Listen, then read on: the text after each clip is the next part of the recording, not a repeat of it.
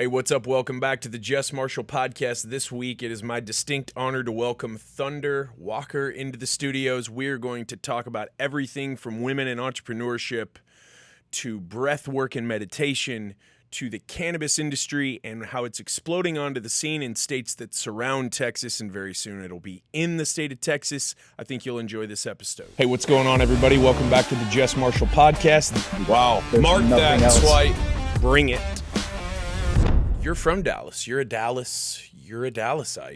I am. I'm actually from Oak Cliff, and I have ventured all over Dallas, lived in several different areas of Dallas, and I just think Dallas is really, really cool. It's like living in a glass ball to me. You're always on display, and you can go to the grocery store and meet people, and they'll actually take photos of you right there in the grocery store, or you can actually go to, a car dealership and see people, and they'll still want to take photos of you. Literally, you're on display all the time in Dallas. Yeah, has that been, did you realize that when you were young? I didn't. I really, really didn't. I really thought Dallas was kind of weird as I learned how to drive. One of the things that's really strange about Dallas is we have streets that are named 3 different times after 3 different people. This is true. It's so weird. You know what I mean? So you're talking to somebody and they're saying, oh, go down Walton Walker and turn on Loop 12. And I'm like, what? It's like 3 different names for one street. So Dallas is very interesting, but I love it here. That's awesome. You don't meet lots and lots of folks who are from Dallas. It's such a transplant-friendly state and city. City because the business that goes on here is next level, as you know. It is. It really, really is. If you want, they have that song, if you want to make it in New York, you can make it in New York, but you can definitely make it here. You have a lot of people that will help you. They'll see your vision and they want to take part. There's a lot of knowledge here, and we share it. So I love that about Dallas. There's this big attitude in Texas. I'm not from Texas, but I got here as quick as I could.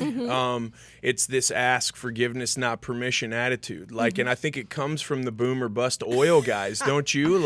I do. Those men and women were living high, and then they were literally scraping nickels together just to make it. Exactly. And I think but what you said is interesting. There is this almost intrinsic abundance mentality about Dallas, where people do want to help you.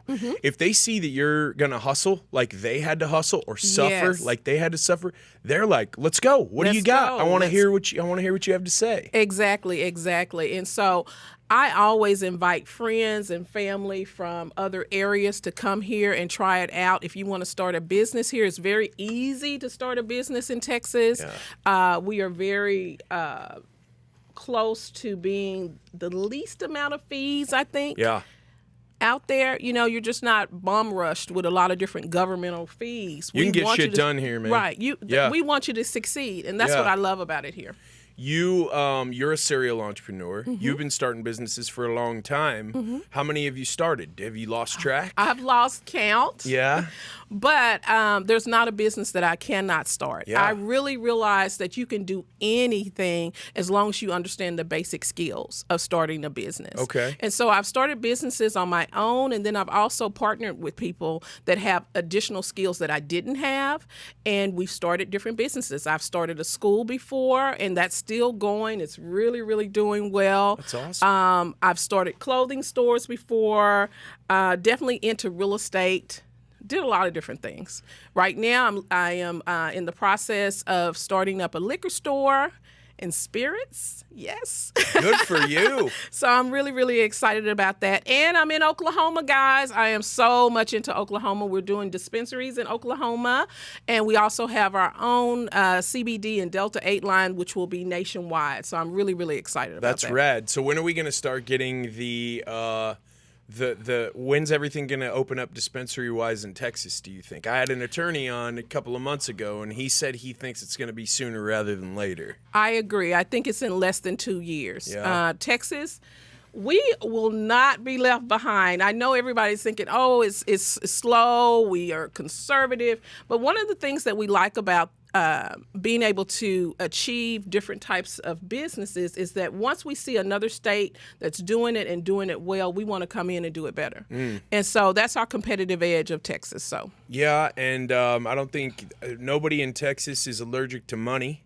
not at all. So let's let's pump it up here. Right, exactly. Everybody's going to Oklahoma or Colorado or New Mexico. and we're like, what's going on, man? Right. We could be in the money if we got this thing figured out. But if you notice, the CBD shops around Texas Absolutely. are starting to say dispensaries. So it's moving, it's creeping. They're doing a lot of CLE classes for accountants and real estate people and attorneys right now, just so they can start learning the different processes and the laws for cannabis. So it's just a matter of time. How long did it take you to get that liquor license? That was tricky. Yeah. It was. That's in one of your bios that you hold that. Then that is a serious, that's a feather in the cap, man. Those are hard to get. Right, there are. But I'm really excited about it because I think people, as long as they're drinking responsibly, they have an option to just relax and not be judged about their wellness. And I think certain spirits actually help you with your wellness. To Really? be able to just relax after a hard day, to have a refreshing drink. I love it. So yeah. Which spirits do you think help with wellness? Gin. Yeah. Yeah. Vodka. There you go. I love it. Yes. And Gin's bourbon. made out of those juniper berries, right? Correct. Yeah. And vodka is potatoes. Yeah. I could never really get into the gin thing just because it was so bitter. But Really? Yeah, I'd never. But my mom likes gin. She's way into gin. And then your wines. Yeah. Red wine is really, really good for you and things like that. So I love it. I love the opportunity to create wellness in my life and other people's lives. Well, Jesus didn't turn the water into Gatorade for crying out loud. No, he did not, right? I mean, alcohol goes a long, long, long way back in a lot of different forms, but that's one of the first ways that ancient mankind figured out that, hey, yeah, a long day of venturing out of the cave and trying to find something to eat. Exactly. Might be nice to have a cold one. When you get an idea in your head, do you have just like a list of like venture ideas going at all times? Just like, ooh, I see a need here and I think I could make something happen, or how does that work for you? Actually, to be honest with you, I trust my intuition. I really, really trust my spirit. And so when I hear of something that's a need and I can visualize how I can be a help and making that come to people and giving it my all, I go ahead and go with it. So it's not necessarily something that's hard for me. You're not a wait around, plan it way out, wait till the time is perfect type of gal. You're a bulldozer. Yes. In a woman's body. Right. Just blazing forward. I don't even do business plans. I mean, when I talk to people and they're wanting to do a business, the first thing I say is, let's just do it. Let's get a spiral, a 5 subject notebook spiral, just right from the store. It's going to cost them probably $5 or $6, Right. and just start writing down what we want to do, the need, how we're going to fix the need, and what our cost is going to be.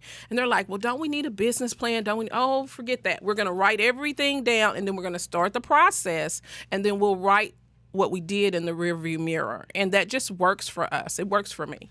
I like that because I feel like a lot of people are like, well, first thing I got to do is I got to figure out a name, and then I got to run that by the comptroller and see if I can get my LLC, and then I'm going to work on the financials. Well, by then we're 6 months down the line, and maybe the fires started to go out a little bit. Do you run a lot? You said you trust your spirit. Do you run a lot on that on that inner fire? That gut instinct, I run a lot on that. And, you know, if you're 6 months down the line, let's just be honest about that. Somebody else already has the idea, and now you're competing with them. Okay.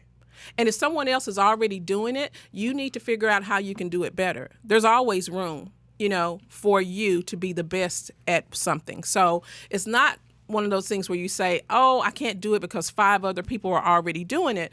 It's, I can do it because I can do it better. Gotcha. Or I'm passionate about it, you know, or there's a bigger need or a bigger group of people that have not been met. The need hasn't been met in that particular community. So for me, I look at all those things before I start, and then I run with it. Will you, have you got that level of humility to you where if the other side is open to it, you see someone who has a business in this field or this vertical you're interested in, you might hit them up and say, hey, can we sit together? Can I get you a coffee? Can I ask you what's working, what's not working? Do you do that? Like a little recon if they're open to it? Or we definitely do our research. Yeah. We definitely do our research. That's so important because like right now, I'm opening a dispensary in Oklahoma. It's right next door to a dispensary. So I went in, I introduced myself, told them, hey, I just leased the... Yo, I'm about to put you out of business. I just leased the building next door to you. But here's the thing. I want to be different than you. So what do you do? What's your business like? What's your business plan? What do you do? And normally... they'll just tell you. They'll just say, hey, I'm doing this, this, and this. And I was like, okay, I want to complement that. What I want to do is something different. Interesting. And then I'll refer you over people that want that in and out service. And then my service is more of a lounge, laid back, educational service. And then you can refer me some people over here. And it just works. So you're setting up these mutually beneficial, like almost partnerships with the competition? Mm-hmm. Exactly. Really? Because guess what?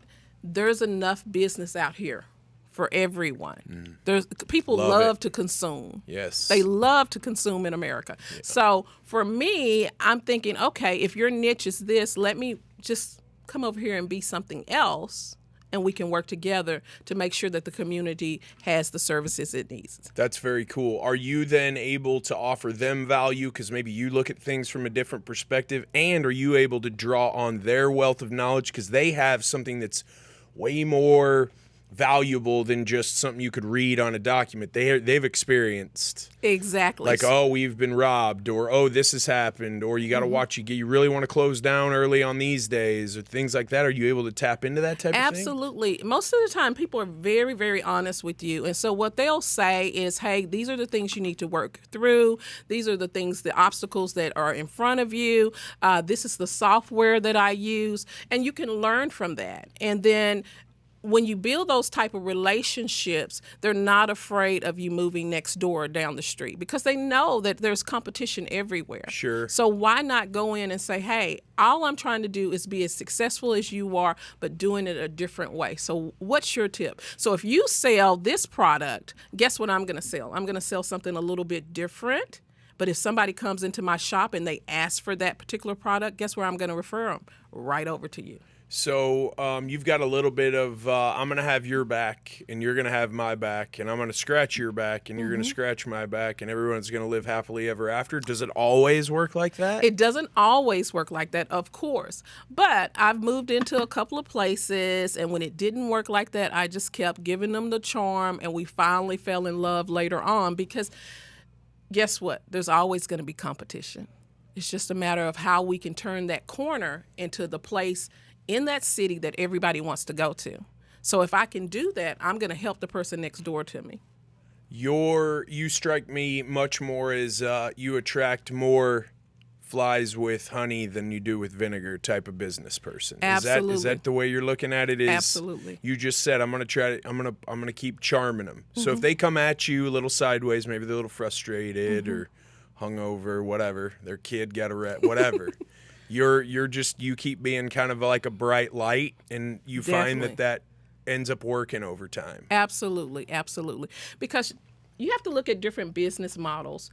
Take the shopping mall, for instance, the huge, nice shopping mall. They'll have their anchor stores. There's always Nordstroms and Neiman's. Yeah. You know, right. There's Macy's and Dillard's. They pretty much carry the same things, but it's the service that changes stuff. And so that's the thing. Where did this entrepreneurial spirit come from? Were you raised with that? Were your parents entrepreneurs? My parents were entrepreneurs. Really? Yes. What did they do? My father started out literally shining shoes at Lakewood Country Club. No kidding. And from there, he ended up getting his real estate license and became one of the first black appraisers in the state of Texas. Is that right? And he trained several different appraisers in the state of Texas. I'm so proud of that because it opened the door for us to be able to live in any neighborhood we wanted to live in. Sure. That's very cool. That's very ambitious. Was he always did he always just have his head on a swivel, always looking for the next opportunity, lifting up every rock, He did. He really did, because he realized with the family size that he had and his education, he realized that he couldn't make the type of money that he really wanted to make working a 9-to-5 and still have quality time with his children. Because I'm a dad's girl, and I expected time with him when he came home. And one of the ways that I was able to spend time with him was going out and appraising properties. Really? And so I would hold the edge of the measuring tape, and he would go around the building or go around the house and find out what the measurements were. And I learned so much from that. So I always tell people, take your child with you to work so they can learn it. They may never want to do it when they're little, but it's something in their back pocket that they just automatically learn just by being around it. You know, that's funny because I've met people, especially since since the cold came out and everybody got shut down February, March of 2020. And there's been a lot of people who are figuring out other new ways to earn revenue or to monetize their skills or their interests, right? Lost your job. Maybe you were waiting tables and you hated that, but you're awesome at knitting. I don't know. I'm just picking something up. The entrepreneurial spirit, though, is interesting because if you weren't raised around it or with it and you didn't get to see it when you were little, it's like you have to retrain your brain, right? You're always kind of fighting that scarcity of, oh, I don't know, that's a little too. Well, no, we're going to spend a little here and it's going to end up making us this much more. It's an investment. Right. I always have valued my upbringing. My parents were both preachers, but my dad was very, very entrepreneurial, still is. Always teaching us about how money works, always looking for opportunities. And that's how I'm going to raise my kids whenever God blesses me with them. It sounds like you're raising yours that way too. Yes, I am. So you're taking them everywhere with you and you're showing them the ropes? Oh my goodness. They have rehabbed houses with me. Hell yes. You got them swinging hammers and everything? Yes. And so right awesome. now they're about to do a huge development, a wellness development. It's a farm. We're building barn dominiums. It's going to be amazing. We're looking for land right now in some of the southern part of the Dallas-Fort Worth area. And then I have some actors in my family, and I also have some wellness people in my family. So my kids actually make soap and other products like that. So it's been amazing. They've even had their own vegan restaurant. That was awesome. really cool. So a very enterprising family that you got. Yes. That's so cool. I think too, the thing about being entrepreneurial, and that new entrepreneurs might not realize this, is that what's more valuable even than the money that you might earn from whatever the venture is. It's the independence that you get, and it's also, man, you're not looking at the government to bail you out. You're not looking over here, over there. You're like you're looking in the mirror every morning, going, the buck stops right there. Right. And what happens today is going to just depend on all the decisions I make and the effort I put in. How empowering is that? I'm so glad you said that. It is very empowering. For me, it's the freedom. It is the freedom to just design things the way I want them to be designed, the time spent. And trust me, you're going to end up spending more time at work being self-employed than working a 9-to-5, but it's going to be doing something that you truly believe in and that you truly enjoy. And so one of the things that I do, we have a retail store in Plano at Stonebriar, and also one in Town East Mall with my son.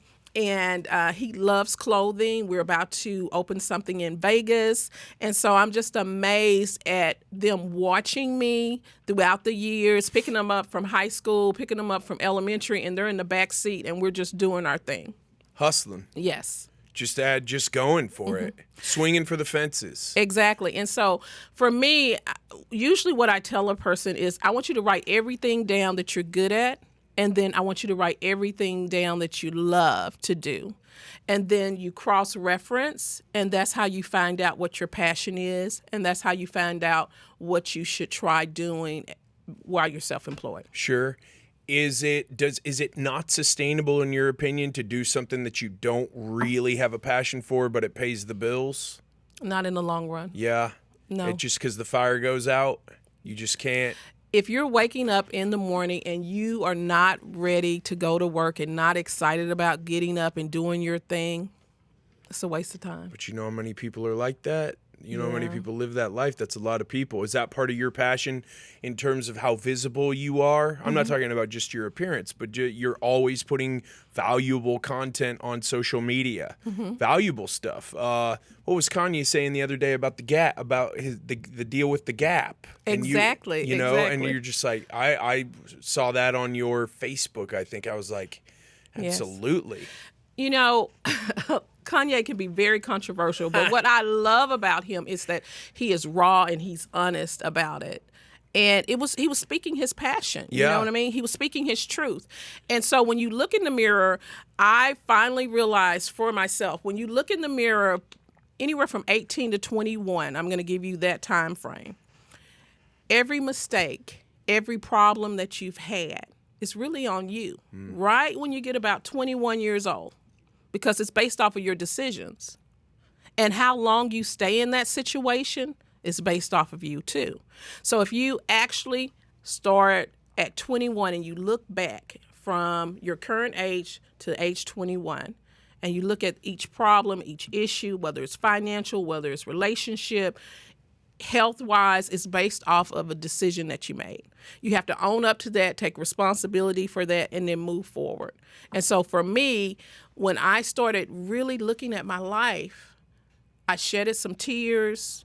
I decided, okay, it's all on me.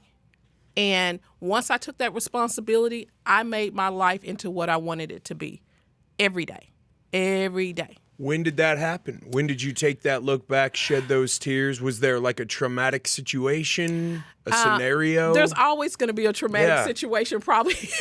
Let's get the dirt here. Yeah. There was a traumatic situation that happened where I basically went through a financial heartbreak. And it was a financial heartbreak based off of a relationship, based off of a divorce. And I realized, I looked at myself and I said... Welcome to the club. I looked at myself and I said, you know what? You have a lot of talent. You have a lot of skills. But this thing that's happening to you right now is because you slipped. You did not do what you needed to do for the best interest of yourself and for your children. You know, and so once I realized that, I said to myself, it's on you. From now on, it's just on you. So at that point, I took responsibility. And even though it hurt, and even though it was raw and it was disgusting, I said, you know what? That did happen to me. But if I had did this, this, and this, it would have been different. And so I didn't do those things, even though I had the choice to do it. And so now when I am sitting there and I'm looking at a situation, I base it off of the best decision for me and those little kids that I have. And as long as I can do that, it's always a win. So leading up to this, you know, this moment, was your self-confidence shot when you're looking at what's going on and you're realizing, man, this is... The other person probably had a lot to do with it, but I mean, it sounds like you're having a real honest conversation, which we all need to have, which not enough people have, because we got a real victim mentality going around. Like that's the real pandemic, is everybody thinking that everybody else is either responsible for their success or their failure, not what's looking back in the mirror. Exactly. When you had that realization, you had that discussion with yourself, and you started making these decisions, painful, probably decisions, hard decisions, and you started doing hard work to get dug out of that space. Did your confidence and the love that you had for yourself, did you just find that started going Up. Through the roof. It went straight through the roof. Even though maybe it didn't show in your bank account yet? It didn't show in my bank account. It didn't even show really in my day-to-day emotions. But one day I was in my car and I let down the visor and I looked at myself in the mirror and I said, I love you. Wow. And once I said that, I realized, I said, you know what? That's all it takes. If I love myself enough, I'm not going to belittle myself. I'm not going to take less. I'm not going to sacrifice myself. I'm not going to endure pain that I don't have to endure. You know what I mean? I do, because I think a lot of people think that, people who don't like themselves, they just struggle with depression and life's hard and things like that. And I've struggled with depression for a long time too. But it's also, you be kind to everyone, but you don't have to be fucking nice. Right, exactly. And if you're gonna come at me, I'm gonna smile back, but I'm defending myself. Right. And you can best believe that what's coming down the hallway at you, if you fire at me, is not gonna be something that you're gonna like back. Exactly. And instead of just being a punching bag, and when you don't have energy and you don't have love for yourself and you are down on yourself and you are belittling yourself, you do go, oh, maybe I just deserve that. You know how often I hear this? Oh, it's probably just my destiny to be a fuck up. No, it's not, man. It's Your not. destiny is the product of your decisions, the little ones, the big ones, every single day. Exactly. And one of the things that people have to understand that words are spells. That's why they call it spelling. So you have to speak that thing into yourself. You have to talk to yourself. You have to tell yourself that you love yourself. When people ask me, how's your day? I'll either say excellent or perfect, because that's where I'm striving. That's where I'm going to. That's what I want. I want the end of today to be the best day that I've had. And so there's no way to do that if you're in that, this is just a horrible day. You can't do it because you're speaking it into existence. How often are you talking to yourself? Every day. Yeah? Is it out loud? If someone had a listening device in your car, would they think you were crazy? They would think I was crazy. Man, you and I are on the same page there. It works though. It truly really is weird, right? It does work. It works. It totally works. And I talk to God a lot too, but it's not the Lord's Prayer, and it's not something that you would hear from some high, lofty pulpit. It's, can you help me right now? Exactly. Can you make sure I'm not missing anything and getting screwed on this deal and have a blind spot? It's real. It's real. Is that? Do you have a faith walk like that as well? I have a total faith walk like that, and sometimes I'll even say, God, did you not just see that? What was that? Because we got to get that corrected. Yeah. Quick. How does God decide? Because there's a verse in the Bible. We're all supposed to not want revenge, right? You're supposed to be kind and loving. But have you ever noticed that the most famous movies in the world are always revenge movies? Because it's human.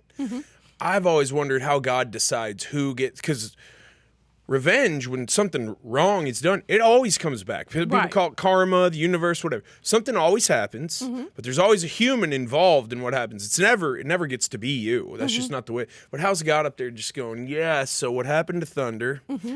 The old boy's going to get his, and this is how it's going to happen. I want to see how he's up there making that decision, right? Oh, my goodness. I want to see that, too, because I'm a person that I want my lick back, okay? I want my lick back. And sometimes I realize when saying I want my lick back, it's never as fulfilling if I'm getting it back unless I'm watching it. You know what I'm saying? Yeah. If I'm watching it, I can look at it and see, like, I didn't do anything to cause that, but look at that. I agree, but I want to be the one who makes the decision that, that wasn't quite as fulfilling, but it never works out that way. And I guess that's when you just have to align yourself and just go, well, I'm going to put my best foot forward. Where did this passion come from within you for the meditation and the breath work? I think everyone, if they're honest with themselves, they understand that they have suffered through depression, something to do with depression. And so in my life, I can remember living in a 3-story home, driving the car that I wanted to drive, being in a relationship with the person I wanted to be in a relationship, in good health, money in the bank, and laying in bed holding myself because I was suicidal. Everything sounded right. Everything sounded perfect. Everything appeared perfect, but I was still going through depression because I hadn't handled all of my childhood trauma at the time. And so that's what brought me into meditation, because I was laying there and I was literally holding myself. I mean, my arms were wrapped around myself in my bed, and I said to myself, I said, something has to change. And I spoke to God and I said, God, don't let me do anything stupid. And I laid there and I just kind of started to breathe, started to meditate, started to envision what was wrong, because that's kind of how things go. You play stuff in your head over and over again. I was 30-some years old and I was replaying something that happened in the 5th grade. Wow. Why? Really?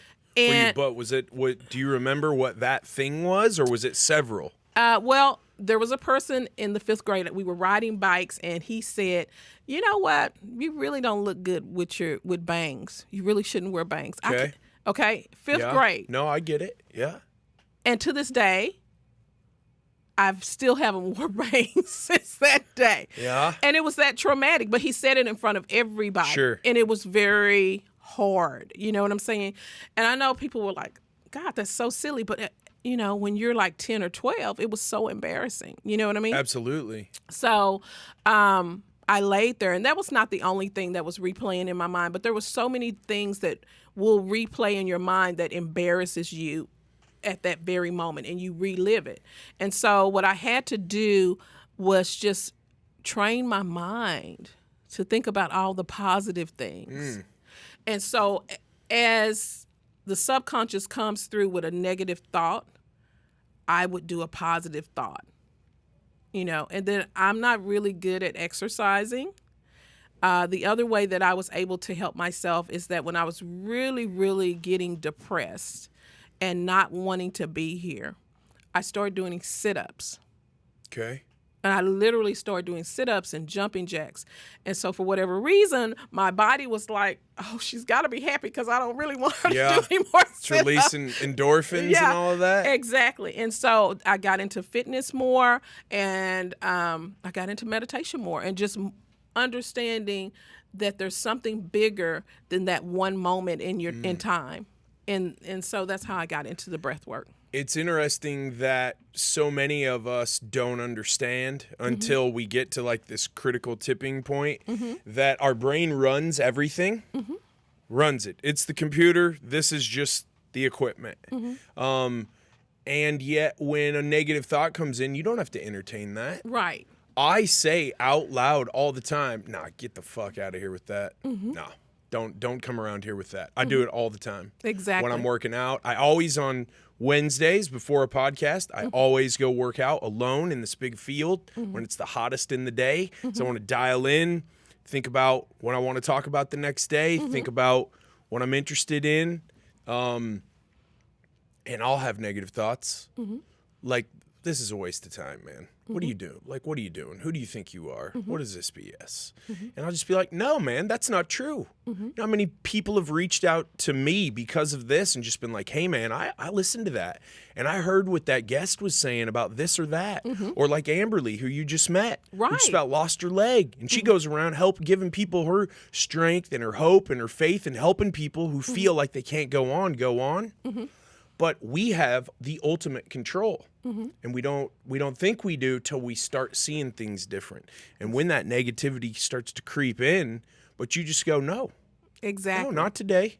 And not tomorrow either, but we'll deal with tomorrow. Right now, no. Exactly. We're not doing this. When you start out the meditating, was it easy for you to get rolling there because you were in such a dark place, or and did you start with silent meditations, or did you not even really realize it was meditation and breathwork at that point? You were just trying to survive almost. I was just trying to survive. Okay. I was really, really trying to survive. And then once I started talking to people about meditating, I realized that you don't have to just sit still and meditate.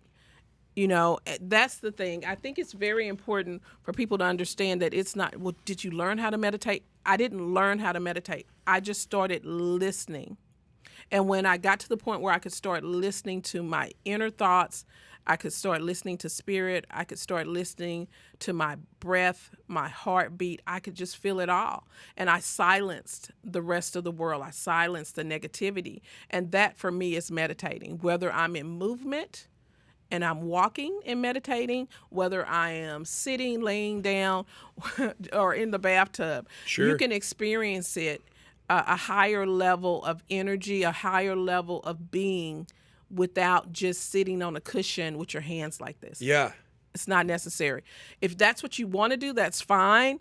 But I want people to understand that it is not some scientific thing that you have to do a specific way.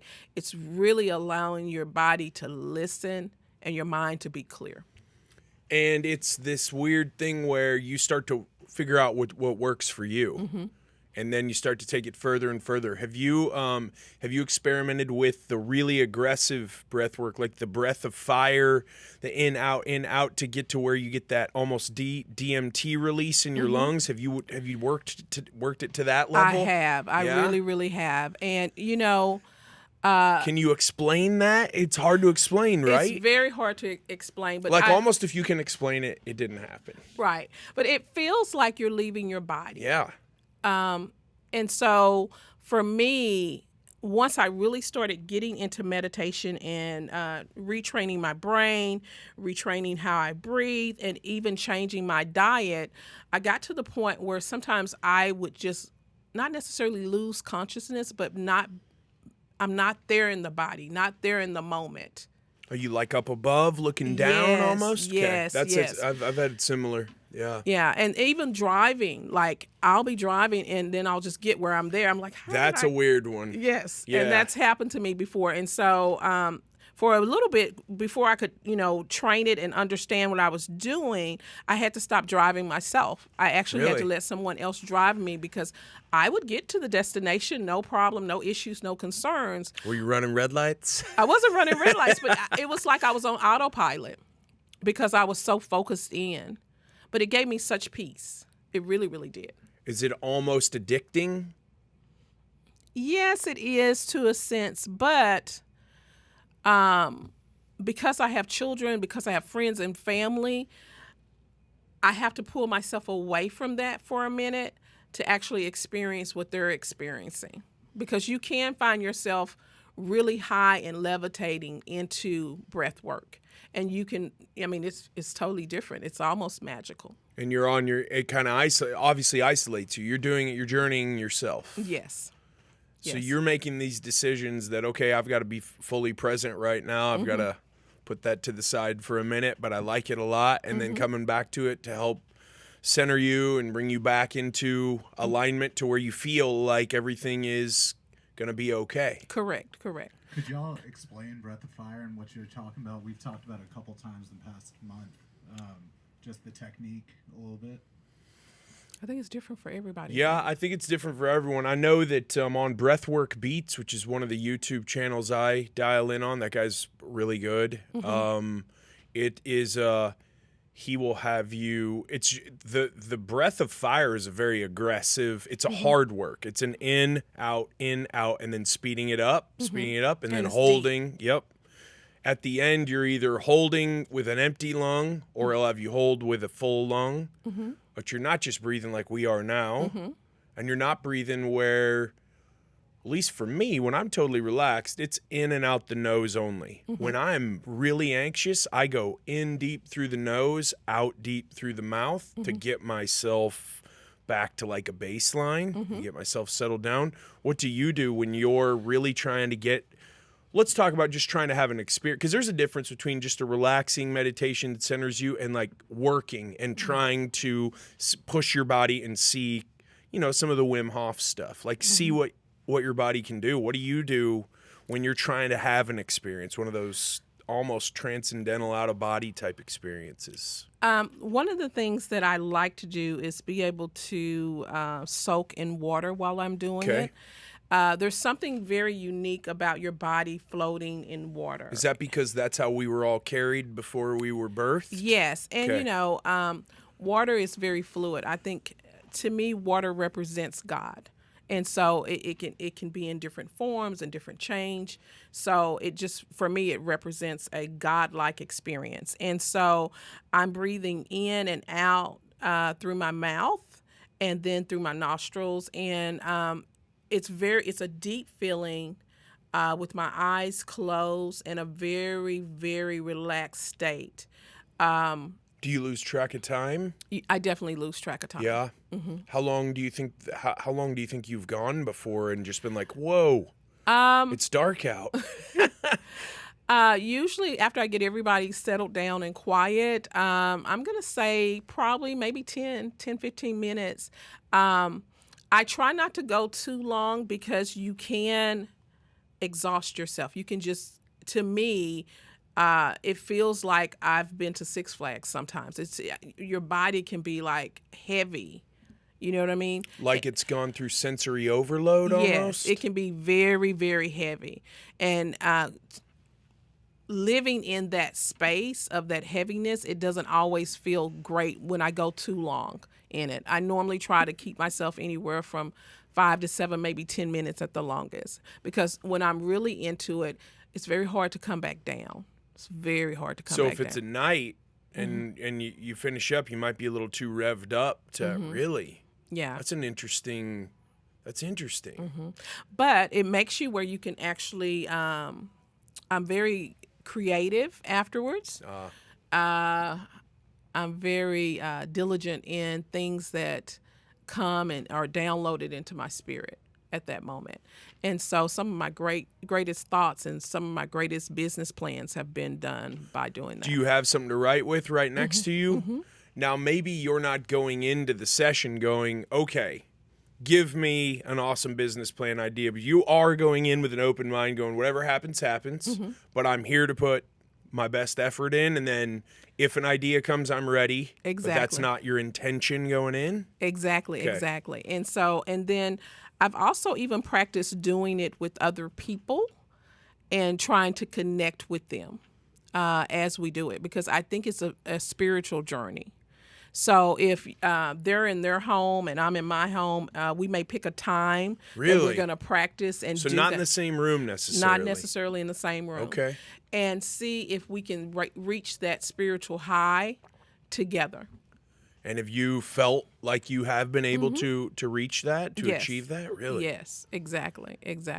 That's interesting. So that opens up the door for this meditation and breathwork community, and that's something that you've worked hard to shoot. Your middle name on social media, some of your social media platforms is Breathe. Yes, it is. So it obviously plays a big role in your life, but you want to share it with people too. Absolutely.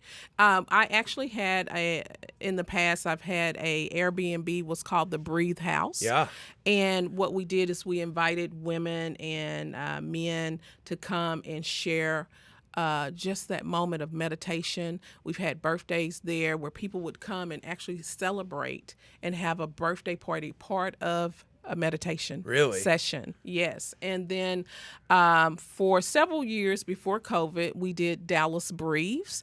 And Dallas Breathes was an erotic meditation where we talked about aligning chakras, where we talked about relationships. We literally had 2 fire twirlers. One was male and one was female. And we showed how the male was twirling fire and he was having a wonderful time enjoying his life. And then he met a female, and then she's twirling fire also. And we just use that as an example of how when 2 people come together, they're trying to create a relationship as one, but you're twirling fire. And sometimes you drop your fire, sometimes you get burnt, sometimes your fire may even go out. And does your partner allow you to take some of their fire to relight your fire?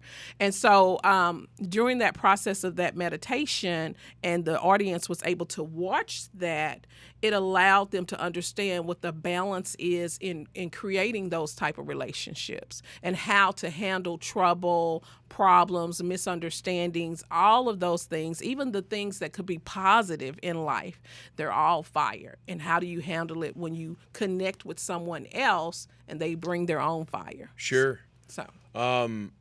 And COVID shut that down.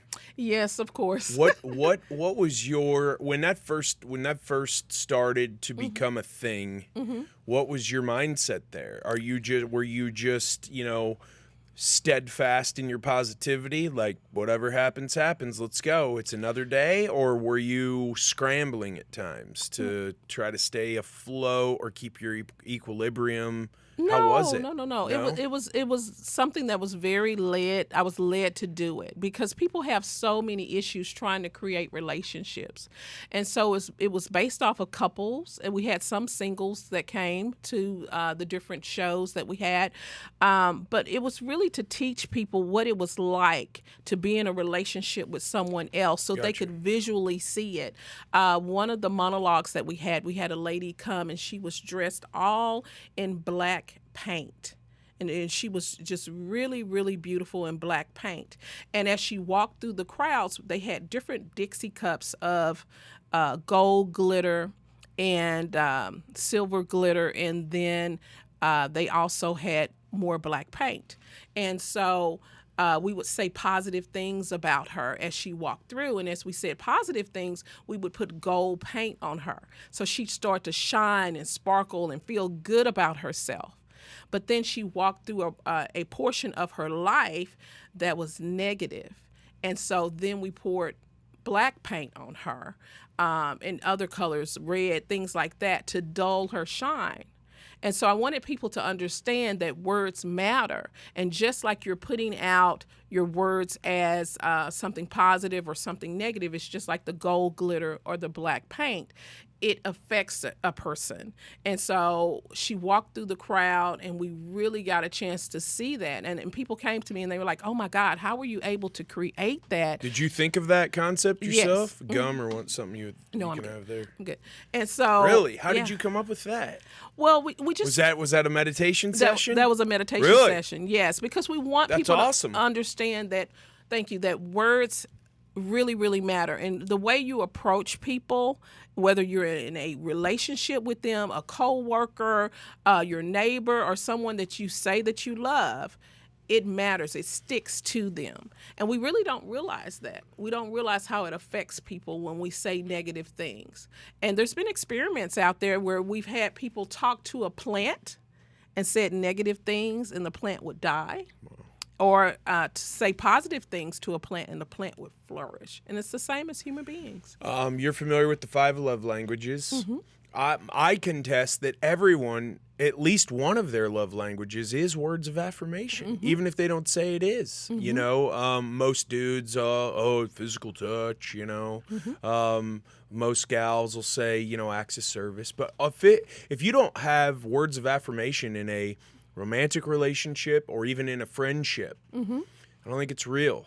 Exactly. Like maybe if you're afraid to say to someone like, hey, I see that you're hurting there, or hey, I just want you to know that I'm proud of you. You've been really, dialing in your fitness, or just whatever. Right. You alluded to it before. You said it really fast. Words are like casting a spell. That's why we call it spelling. That words of affirmation type thing, is that something that you taught your kids right off the bat too? Absolutely. I try to really speak positive things into my children's life because it's so important for them as they grow. You don't know who this person is that you're carrying. You don't know who they're going to become. You don't know who they're going to affect. My son, he's in his 30s, and he went to Afghanistan. He served in the military. Oh, wow. And I can imagine him as a little boy doing so many different things. But what I did not realize is that he was a medic in the military. I did not realize that he was going to save somebody's life. So when I decided to have him, and when he was like 2, he had meningitis, and he recovered from that.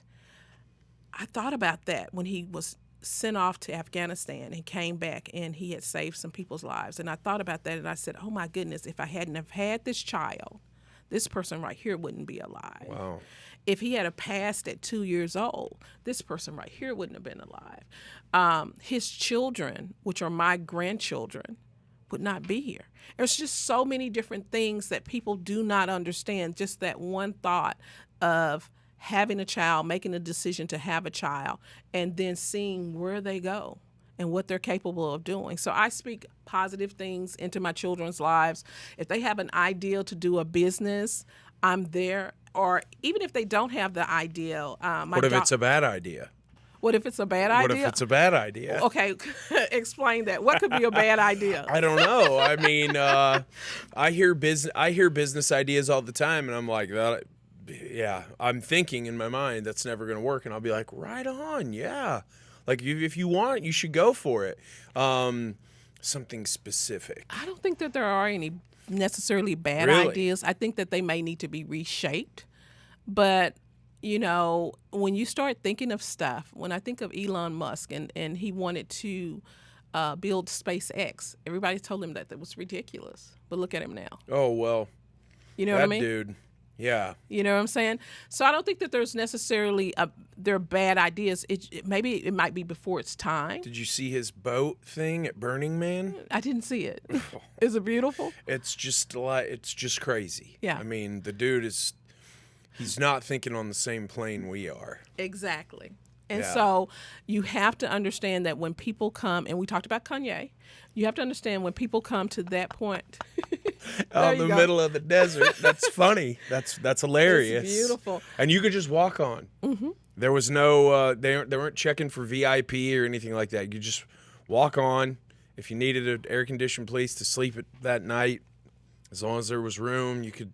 That's amazing. Yeah. Elon Musk, Kanye thinks a Yeah. little differently. Steve Jobs. Yeah, sure. Exactly. So if you Not thinking small, that's for sure. Exactly. So you may have, as a parent, you may have a child like that that's way out there, and Were you way out there when you were young? Oh, like of absolutely. your brothers and sisters, you were the Absolutely. furthest out there? I'm the wild child. Really? Yeah, but I was always called that. You Is know, Thunder your real name? It is.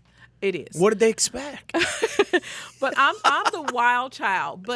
And I was always told that. And Were you always in trouble? I was always in trouble. Hell yeah. But I started looking that up too. And what wild means is grown without any help That's in badass. the worst circumstances. That's badass. And once you realize that, I'm like, yeah, call me that. I'm good. That's awesome. I'm good. That's savage. That's were you looking around as a kid? I was always in trouble as a kid, but I was always the leader. I don't know why. And I would always be the one that stood up to bullies. And I'm a big dude now.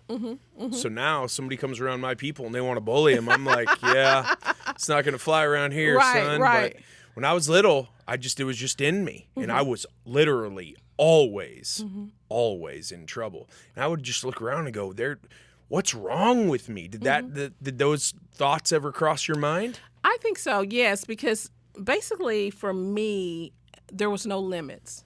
And so I was always told, oh, she's spoiled. I've been told several times that I'm God's favorite child. What does that mean, right? I'm God. My sisters tell me that all the time, that I'm God's favorite child. And I embrace it now, because I'll do something that shouldn't be done, or everybody thinks it's the wrong thing, but I always end up landing on my feet. It just works out. It really, really does. And so I think it takes that type of thinking to think outside of the box, to risk it all to win. You had to get somewhere dark though at least before the entrepreneurial side of that started to take shape, right? You had to. Were you entrepreneurial before you found meditation and breathwork? Were I you was. going right out of the gate? Oh, really? Yeah, because I had a hard time sitting at my desk. Yeah. Freedom is so important to me. Freedom is the biggest thing. And at 18... School was not your jam? No. At 18, I got my real estate license, and I was too young to sell a 40-year-old a piece of property. Right. So I had to figure out, what do you do now? And so I had to change, start doing different things, but I've always wanted to be on my own, to create and do things. And I think I'm very creative. And so if someone comes to me with an idea, I'm there. I'm just there for it. I want to help other people succeed. So I do training classes, things like that, on teaching people how to open their own business. So if they come with an ideal and they have the skill that I don't have, I'll bring my skill to the table. And my skill to the table is being able to create the entire business. And then they add the secret sauce, which is education, if they're doing education, which is cooking, being a chef, doing vegan food, just whatever they decide that they want to do. If they want to be a hairdresser and they want to have their own salon, well, I have no idea how to do hair, okay? But I can create a salon for you, get everything set up, help you with the business, help you with the financing, get everything done, and you just go in there and put your sauce in. Wow. So, you know how you always see gurus on social media talking about adding value, and some of them do, but it's just kind of a thing people say. Right. That's like the way you live your life. You're helping people who want to be entrepreneurial but don't really know how to get started, kind of pointing them in the right direction, helping them get rolling, and then really almost breathing wind into their sails. Exactly. And I love that because at the end I get a chance to see it, and that's so great. You know what I mean? And you get a chance to be that consultant for them for a long period of time. You're a builder. That's like your art. Is that you help people change their own lives by showing them that it's possible. Exactly. But then also by helping them. Exactly. And sometimes you have to pull people away. I remember one young lady, I was on the phone with her and things were going really, really awful. She had started a business with someone. It didn't work out. And she was just sitting there holding on thinking, okay, I'm just going to try to wait it out. And I asked her, I said, if you believe me, if you trust in me enough, just get up. I just need you to get up, take your things with you. I will start this for you. Wow. And I promise you, you won't look back. And she's been 8-9 years later. She still has her business. She's totally in control of her own destiny. And it worked. So I like stuff like that because I can come back and say, you know what? I helped here, I helped there, and it changes people's lives. It changes families' lives. It changes communities. It's just an amazing thing. What are some challenges that women in entrepreneurship face that us guys just don't get? We might think we understand, but we just don't really. At a granular molecular level, you know, we can't relate. No matter if we're open-minded or kind and generous, you just don't get it. Like none of us are ever going to understand how bad childbirth hurts. Like there's just no way. But what are some things that female entrepreneurs face that male entrepreneurs don't have any idea about? Being taken seriously. That's probably one of the things that I think is a big challenge because when we deal with government institutions such as the tax office, if we have anything that we have to do legally, SBA, they're not supposed to act different, but you either get, okay, little lady, or you'll get someone that'll help you, but they always see you as less. And then just finances in general, being able to finance a business is sometimes very difficult for women, being able to raise the capital, you know. So you as this Dallas-based, almost master networker, do you consider yourself like a connector of people? I do. I really do. Is that maybe your overarching title over everything else? Is that if someone comes to you with an idea, you can help them figure out how to get it done? Absolutely. I have a network of people that can help them file their LLC, get them in touch with the right bankers. If they're wanting to build property or buy property or start their own business, I actually have a network of people that I can set them up with. And they have not done anything in their right mind at that very moment other than to say, hey, I have an idea. I want to do it. Can I do it? I do think businesses 9-to-5 jobs are sometimes such a crutch until you have to, it can be the smartest person in the world. They'll hold different degrees, they'll have a ton of knowledge, and they're still scared to believe in themselves. And so that's the part that I'm able to get to them. I'm able to hold their hand and help them jump. And that's huge for a person that's maybe worked 20 or 30 years and they're receiving an income, in the six figures, and they're like, oh, I want to own my own business. I want to be able to do this, that, or the other. But I'm afraid to jump. You know what I mean? Yeah. And that's out there. It's amazing. Comfort's the enemy of change. Right. A lot of people don't make a change until things become just so uncomfortable that they have to. That's cool that you can be a catalyst to see alliteration there. Comfort, change, catalyst. I'm on a roll. To help them, is that what Women Pushing Dirt is all about? That's what Women Pushing Dirt is all about. I mean, we literally take women and show them how to do anything. Everything has to do with real estate. So let me start there. That's very, very important to understand. You cannot do any business without real estate. Okay. You can't live, you can't go to the store. Everything has to do with real estate. So, Women Pushing Dirt is a digital magazine, and it teaches people different things about different parts of the world and different topics. So you have politics, you have travel, you have wellness, you have a girly side, something that's just really fun. You have something that's metaphysical. We talk about everything in Women Pushing Dirt. The real estate side of things that obviously your dad taught you about, how to shelter wealth, how to leverage depreciation, all those types of things. Those are not things that we learn in school.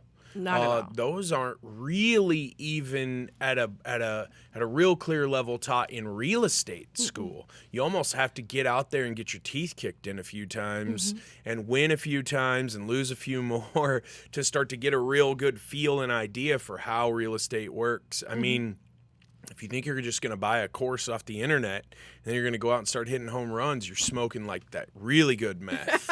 It's not how it works, right? Right. Have you really hit some good bombs in real estate and really gotten your head taken off in some real estate in the past? Absolutely. Yeah. Absolutely. You always have to be fluid with real estate, especially if you're buying property. And sometimes you can get into a property, and I know a lot of people watch those shows and everything. Sometimes you can get into a property and you're like, oh my God, what did I just find here? And then you have to rework it. But as long as you're fluid, you can do those things. Understanding what you're doing as far as financing is concerned. There's great money out there. There's bank loans out there, but then there's some loans out there that are a little bit more risky and they're higher. And sometimes that's hard to deal with, but it just depends on how deep you want to get into the water. And I'm going to tell you a story about me. There was this guy that I really liked when I was in the 8th grade. He was in the 7th grade. We went to New Orleans on a school trip. Younger man. Check it out. I thought he was really cool. And it was so funny. All my friends, we all got together and we said, okay, I'm going to tell you how you're going to really get his attention. You're going to go and jump in the swimming pool, and then you're going to just come up like a mermaid, and he's going to see you. Okay, you got to understand, I was in the 8th grade.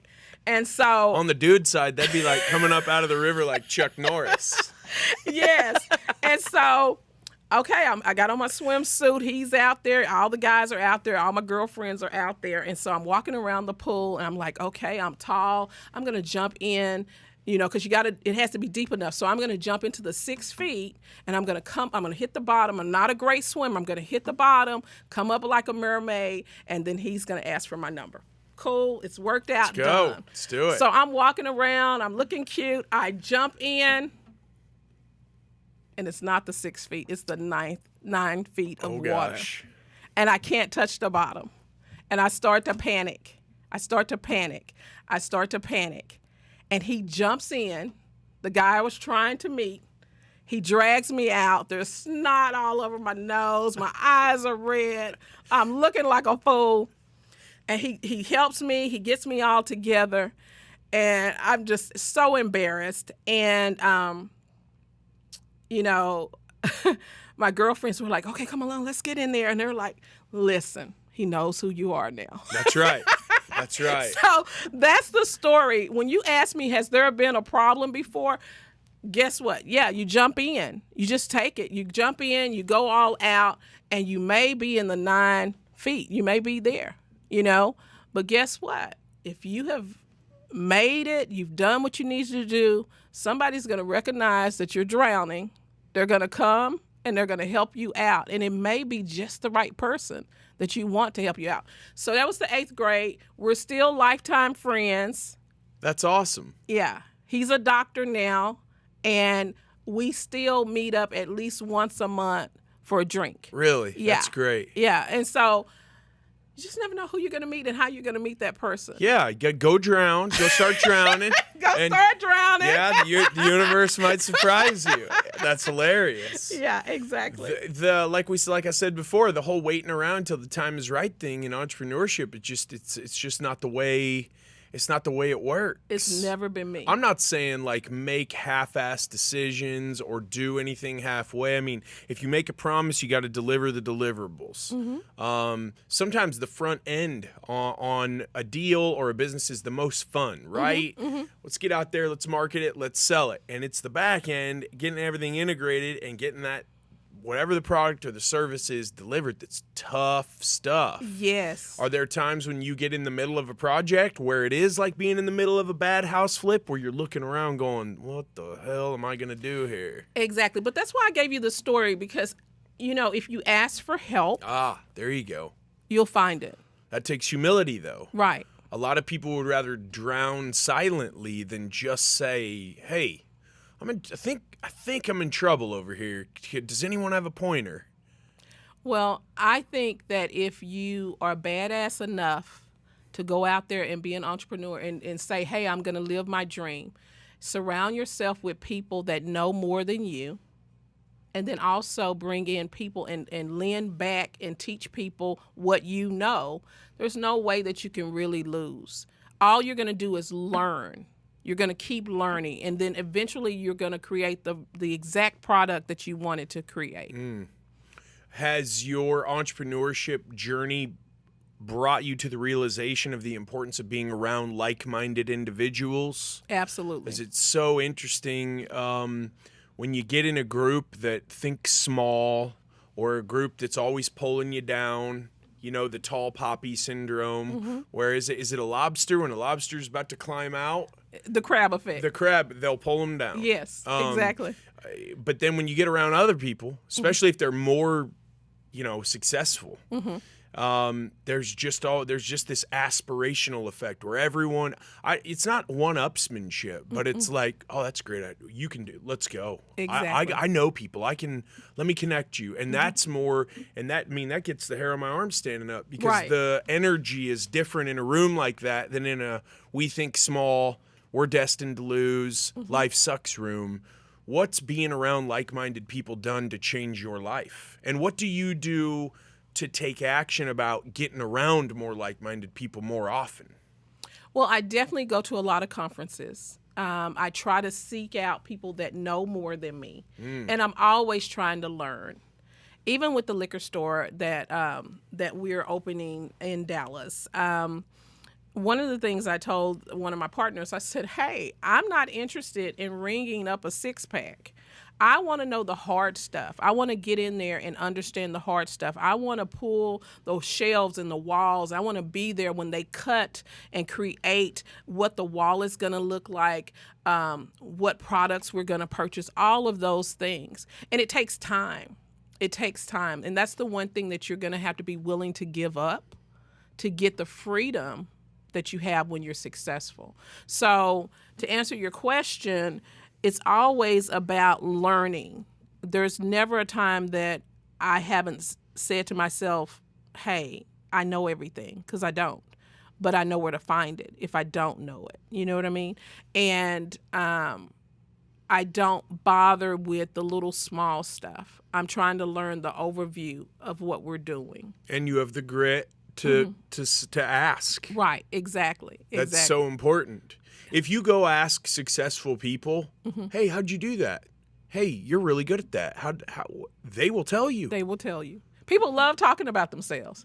So why not ask somebody that's an expert, and they'll spend some time with you. And it's about time, it's about freedom, and it's about understanding that you have to still give back. So whether you're giving back to children and teaching the youth, a product of or a service that or whether you're telling someone, oh, it's about time that you're going to retire. What are you going to do now? Because, the retirement thing is kind of over. People are not necessarily retiring and staying just on a golf course. They're retiring and creating their dream again. Challenging themselves again. And so sometimes it's all about saying, okay, you've worked at this corporation or at this entity for 25 years. What do you want to do now? Who are you really now? When you wake up tomorrow and you don't have to go into that job, what are you going to do? Who are you? And people have to figure that out. And sure. COVID, what happened with COVID, it made us discipline ourselves to understand that we were not just robotically going into work all the time. It made us really decide, oh, you know what? It's Wednesday and I want to keep on my slippers. Right. You know what I mean? Yeah. It gave us choices that people didn't really have before. So, yeah. I think everyone, all the people in the media or in academia say that it moved us technologically ahead 15 years. Mm-hmm. Now, you and I were talking before we started rolling the cameras about how hard it is to get a feel for people on a Zoom. Exactly. And you're on a lot of those because you're just so active and you're always out networking and you got all these businesses going.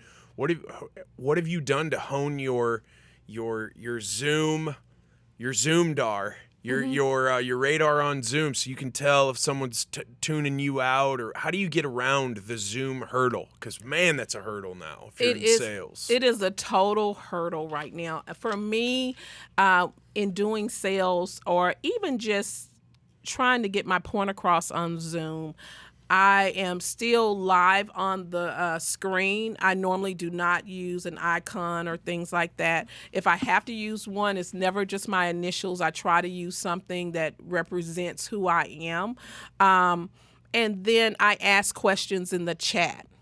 So I'm actually making people not only listen to the speaker or listen to me, but also read the chat so their mind is more into it. It's not just sitting there and kind of being like a zombie. So I'm getting notes from the producer over there.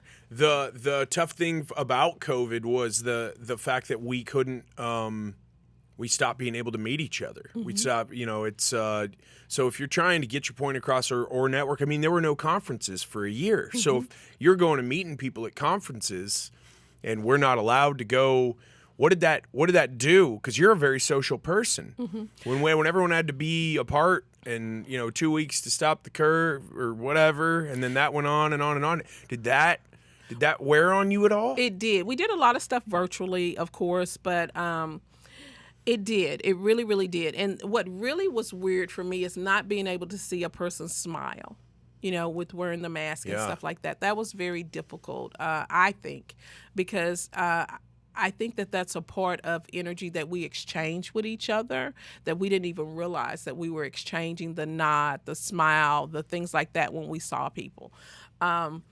So, of course, everyone tried to keep safe. But for me, I had to interact with people a little bit differently, and I had to make eye contact with people more because I wanted to make sure that they understood I'm listening to you. I hear what you're saying. And normally we give a nod or we give a smile, but that was gone because we were covered up. You know what I mean? So I do. It's pretty crazy, too, just on the mask thing, how different people can look with or without a mask. Mm-hmm. Exactly. It's weird, right? Mm-hmm. Just the way the whole it sounds like I've just smoked a huge bowl, but the way someone looks, their appearance, their aura has a lot to do with everything from their forehead to their eyes to their squint lines to their smile. Right. So when you're covering half of that up, even the way your nose moves when you smile and you can't see that when there's a mask. All you can see is it's definitely trippy. It was very dystopian. Right. It was like, wow, this is like meta before meta. Like if we're all going to just be in our houses communicating and living digitally, It's almost what walking around with a cover over your face is like. Exactly. So for me, I wanted to spend more time with people through messaging. I got really, really into Clubhouse for a while, things like that, to learn more. It gave me an opportunity to learn, to really focus in and learn and create. And so that's what I use my time for, is to create and learn who I was and how I could help society more. That's cool. That wellness retreat that you guys are looking for land for, is the vision there to be like a meditation and breathwork center, but then to also, turn that into somewhere where you could like have an ayahuasca retreat or do psilocybin journeys, things like that? Is that kind of the thought process behind that whole thing? It is. And then we have farm to table. We also have homeschooling there. And the whole community will be about enriching in itself. Everybody bringing all their skills in and being able to enrich the whole community there. So people will, of course, work outside of the community, but we want to have a lot of jobs. There are a lot of multi-use buildings and businesses coming into that community. Like WeWork, but it's a living community, a living working community. Very interesting. With the farm to table. Yeah. So you're all producing your own food and caring for your own animals and all of that. Yes. Interesting. Do you think that as an entrepreneur you would be where you are now if you hadn't found the breathwork, meditation, wellness, however many years ago that was when you found that? And why you put the two together? The wellness, the breath work, the plant medicine, all of that together with the business side of entrepreneurship. Some of your businesses are, wellness centric as well. Yes. Is that, and you don't see that every day? You do not see it every day.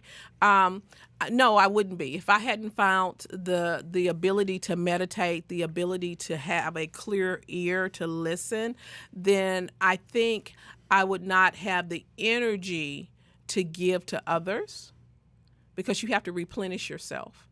I wouldn't have the ability to listen to other people's needs and to be a creative person for my community. So I wouldn't be able to do it if I didn't find the breath work. This has helped me so much in my health, my strength, my mental capacity, my finances, being able to control my emotions. It's really, really important to understand how to breathe. Is that all of those good effects are coming from just the fact that when you're breathing properly and you learn how to do that, everything just aligns itself? Is that an oversimplification? It is, because it does align itself. But here's the thing, like I was stating earlier, the person that gets out of focus, the reason why you would get out of focus is because you would make a choice to get out of focus. So it's all about making the correct choices while living in what you hear, see, and believe. And so if you're not meditating, if you're not taking a moment to listen to other people, listen to God, listen to your surroundings, listen to what's happening in the world, then you're not informed. And so you'll have less knowledge to make the better decision. You're just sort of floating around on autopilot, and your eyes aren't completely open. Right, your senses exactly. are maybe muted a little bit just by the fact that you're just going about your daily, which maybe you hate, or you probably hate, because a lot of people do hate their daily. And they're not tuned in. And they don't maybe realize that it's possible to not hate your daily. And that's what someone like you can show them. Oh, it's more than possible. I do it every day. Let me show you how. And one of the key factors to that is if you're talking to someone, or even if you ask yourself and you say, what do you want for dinner? And you don't know. Right. And you really can't figure it out. That's not really normal. But so many of us are like that. We can't figure out even what we want to eat. And I think it's because we don't know ourselves. We don't know if we like something salty, or if we like something sweet, or if we like something crunchy, or would we like, noodles.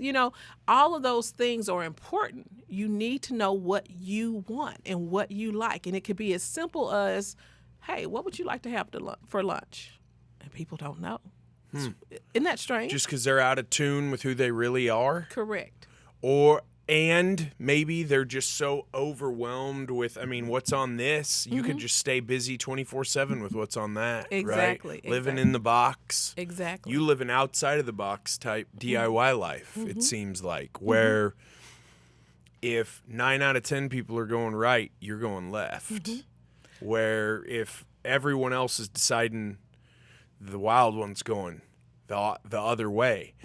Have you had people bully you as you've tried to grow, and have you had haters online? And if Absolutely. so, yeah, what's that been like? Well, at one point, my assistant would try to delete different comments and stuff like that would be online. Obviously, I look very different from a lot of people. But for me, I'm like, don't delete it. It's okay. I'm okay with seeing something that may not be positive because I truly know who I am. I truly know why I walk and exist on this earth. So if it's something that is... Which is why? Why do I walk and exist on this earth? Yeah. I am here to help others create and live their destiny and give them the ability to achieve all that they're meant to achieve here. So when you wake up in the morning and then go to bed that night, everything that you did throughout the day distills down into that statement. That statement. That's amazing. So your assistant's trying to delete comments and you're like, nah, leave them up. I want to see. I want to see. Do you read through them or do you just... Sometimes I read through them, but... What's everybody's fucking problem? I move differently. Yeah. I focus differently. I love Harleys. I love motorcycles. I drive a Dodge Viper. I do things that a lot of people... Makes them uncomfortable? Right.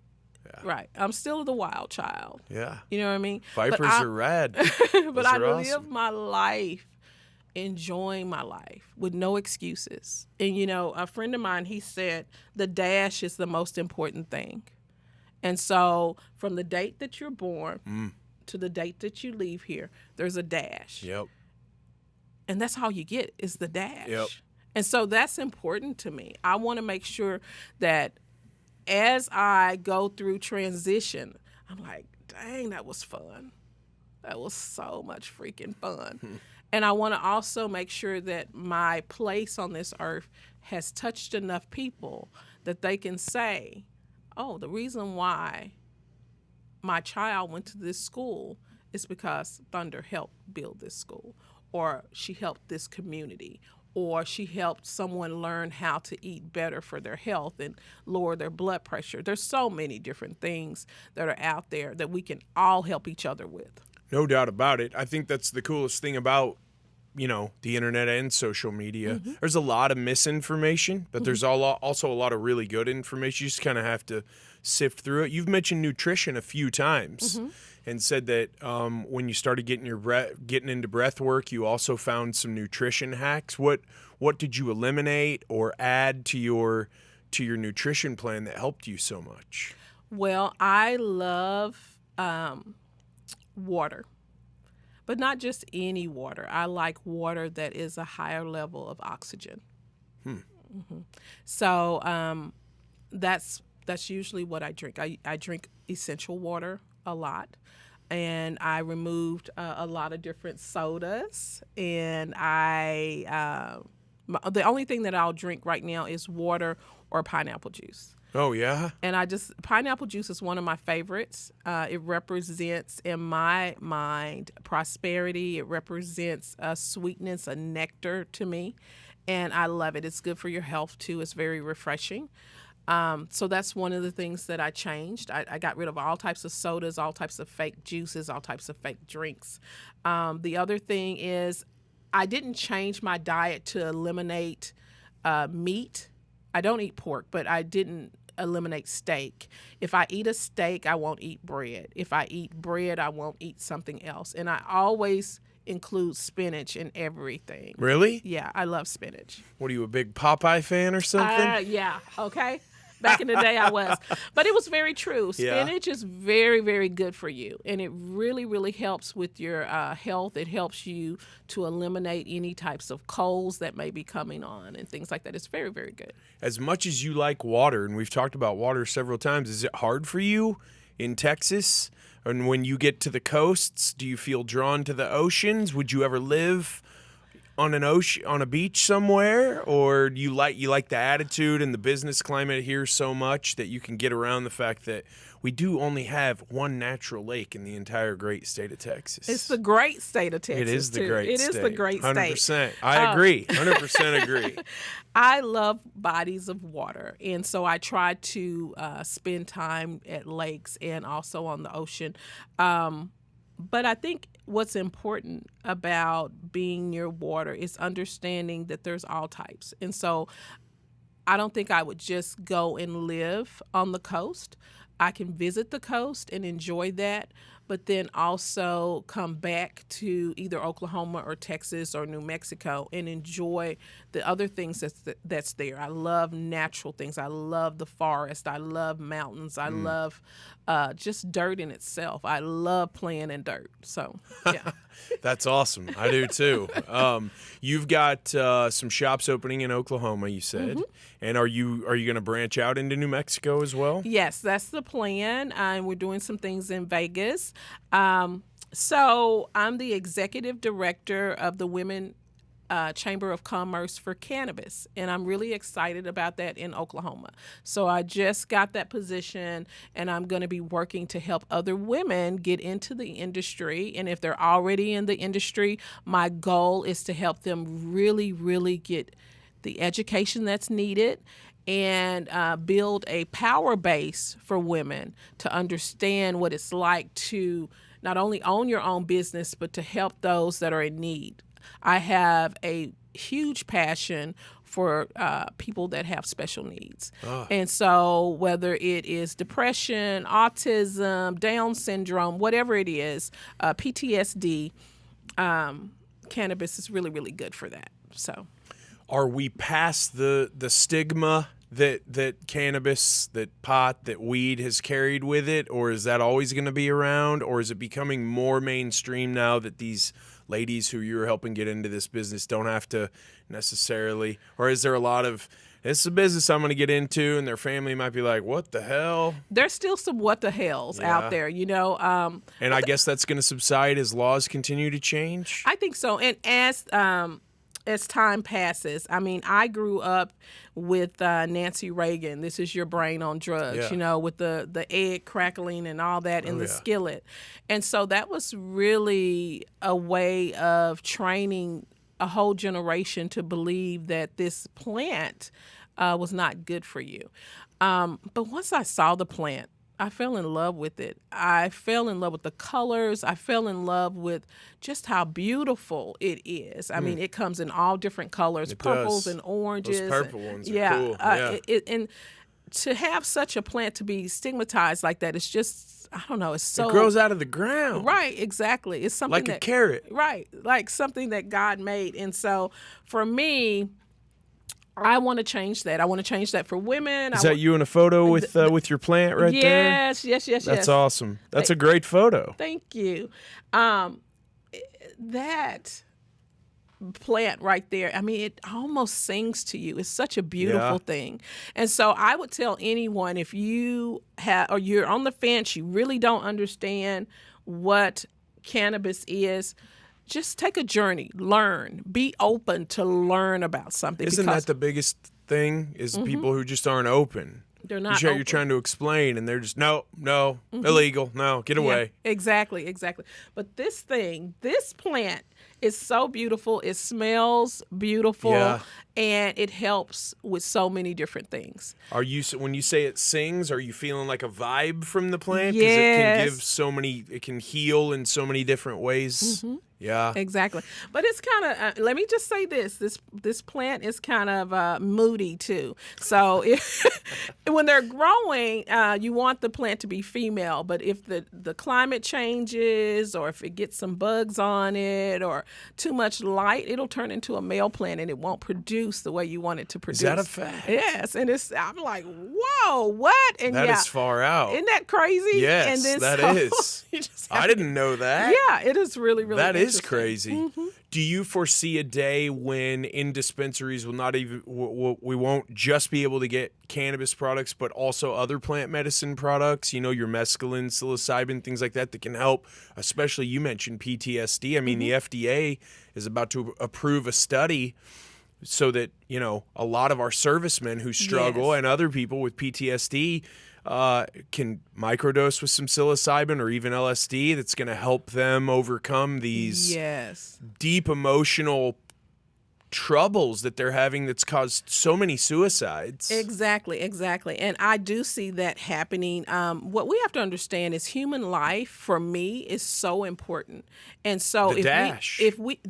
So if we can find a way to help someone overcome a trauma that has been just eating away with them mentally, we need to do that. And if the answer is the plant, if the answer is mushrooms, that's better than losing someone's life based off of, we really don't want to give you this because we feel uncomfortable. Right. It shouldn't be that way. It shouldn't be that way at all. And there's all types of studies that just really show how people get better with this plant. So I'm all in. I'm all in. I love it. Do you find that a lot of the ladies that you meet, that you coach through how to get their own dispensary open, the business, all of that, are not necessarily just in it for the economic advancement of themselves and their family, but they have themselves realized the power and what this plant can do to help change your life, and they want to share that with other people? Is there an element of that to that business? Absolutely. There, in most states that has it for medical reasons, a lot of people that have had cancer and things like that have used the plant to help them there. With autism, you've seen a lot of the CBD and also low-grade cannabis to help with autism and some of the seizures out there with people with epilepsy and things like that. And so I don't want to discard those people. I want to be able to help those people. Some of those people, that's the only thing that can help. They've tried everything else. Exactly. There's amazing documentaries about it. Exactly. They've tried everything. Exactly. And even our pets are into it. You know what I mean? So I'm here for it. I have signed up. I've signed the contract, guys. That's awesome. That I believe that this is something that's going to help our community. This is something that's going to help our state, whether they're in Oklahoma, New Mexico, and soon, I believe, in Texas. So, I'm for it. I think so. I think soon in Texas. I mean, if not for any other reason, what it can do for the state economically. Absolutely. Let's quit taking our money over the borders. Let's keep it here. It's doable, 100%. Majority of Texans continue to support legalizing pot in Texas, new poll shows. I believe that. Right, exactly. And even our agricultural commissioner, he's interested in it too. He's all for hemp. So it's just a matter of time for us to really understand that we should put people forward instead of our own little weird quirks and opinions, misguided opinions. Yeah, exactly. Hell, Willie Nelson is from the great state of Texas. Let's get Thunder. If people want to get a hold of you, is the best way through social media or one of your websites or an email address? How can they get a hold of you? Well, you know what? I am open to people contacting me, especially if you have a great idea and want some things to happen. No bad ideas. You said it. There are no bad ideas. We just have to rework it. It's like clay. Yeah. You can find me on social media on Instagram. I am Thunder Walker. And you can also send a message to info@proudmarycannabis.com if you're interested in finding out more about coaching and things like that, if you're wanting to find out more about the dispensaries or the grows or processing, because we cultivate. Proud Mary Cannabis. Who came up with that? You? Yes. Did you? Yes. I believe it. That's awesome. Good for you. And the last thing is you can actually go on womenpushingdirt.com, which is my digital magazine, and go and check it out and read a couple of stories. We're also looking for people to come and write stories for us. So if you have a story that you want to write, I am definitely interested in hearing about it. Let's go. Yeah. I love it. Thank you. Love your energy. I appreciate your time. Thanks for coming on. No worries. Enjoyed the time. That was awesome. Love talking to Thunder. She's got an awesome energy about her, as you can tell. Very independent spirit. She runs off of her spirit. I love that. And life is in the dash. When you were born, when you die, what do you do in the dash? I hope you took something from that episode. And I'd love to know what you think about the JESS MARSHALL podcast. You can drop a comment below. Hopefully you liked the video. You can also hit me anytime on TikTok or Instagram. Hit me at Jess from the Northwest. Or if you'd like to work together, we provide construction, insurance claim services live at autographconstruction.com. We'll see y'all next time.